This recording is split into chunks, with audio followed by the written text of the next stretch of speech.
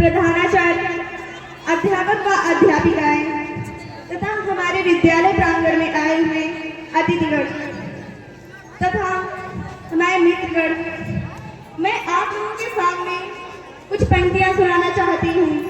यदि इसमें कुछ त्रुटि हो तो हमें क्षमा करें।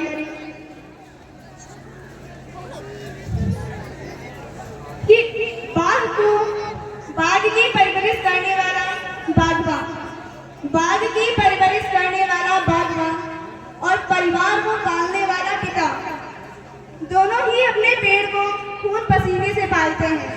दोनों ही अपने पेड़ को एक समान पालते हैं, क्योंकि उन्हें यह उम्मीद होती है कि जब वह बूढ़े होंगे तो वह उनका सहारा बनेंगे। किसी ने कहा है कि कामयाबी हाथों की लकीरों में नहीं, माथे के पसीने में होती है। कहानी कुछ इस तरह होती है कि जर्मनी का एक लड़का जो लगभग 10 वर्ष का था, वह एक बार एक ज्योतिषी के पास गया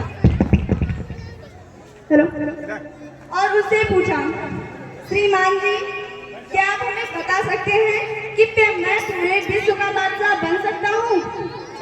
वह ज्योतिषी उसके आत्मविश्वास को और महत्वाकांक्षा को देखकर उससे कहा कि बेटा, तुम्हारे हाथ में ऐसी कोई लकीर नहीं है जिससे कि यह तुम्हें मालूम हो कि तुम पूरे विश्व के बादशाह बन सकते हो। वह लड़का चुपचाप चला गया और घर जाकर उसने अपने हाथ पर चाकू से एक एक लकीर खींच डाली और कुछ समय बाद उसके हाथ के घाव सही हो गए। वह फिर उसी ज्योतिषी के पास गया और उससे पूछा, अब बताओ, क्या मैं पूरे विश्व का बादशाह बन सकता हूँ? वह ज्योतिषी उसके साहस को देखकर एकदम चकित रह गया। वह लड़का कोई और नहीं बल्कि जर्मनी का तानाशाह हिटलर था। वह पूरे विश्व का तो नहीं, लेकिन अपने देश का सर्वे सर्वा बना रहा। If you want to get success in your life, so keeping always your goal in before your eyes in any situation.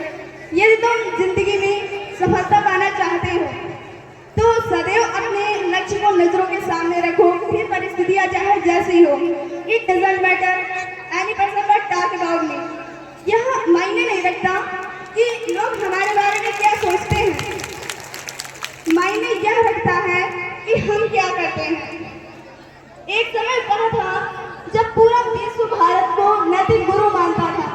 एक समय वह था जब पूरा विश्व भारत को नैतिक गुरु मानता था, क्योंकि तब मनुष्य अपनी संस्कृति और कर्तव्य मूल्यों के पीछे भागता था। लेकिन आज का मनुष्य इन सबको एक तरफ छोड़कर वह पैसों के पीछे भागता है। संस्कृति, धर्म, कर्तव्य, इन सबको ये सब तो एकमात्र सपना ही हो चुके हैं। लेकिन कोई बात नहीं, यहाँ बात यह है कि बड़े बड़े ऊंचे पद पर बैठे पदाधिकारी भी पैसों की चकाचौंध में ऐसी पतन की गहरी खाई में गिर रहे हैं जिससे निकलने की कोई आशा ही नहीं है। लेकिन फिर भी अपने कर्तव्यों और संस्कृति पर अगर थोड़ा भी ध्यान दें तो हम अपने पहले गौरव को प्राप्त कर सकते हैं। कि इरादे नेक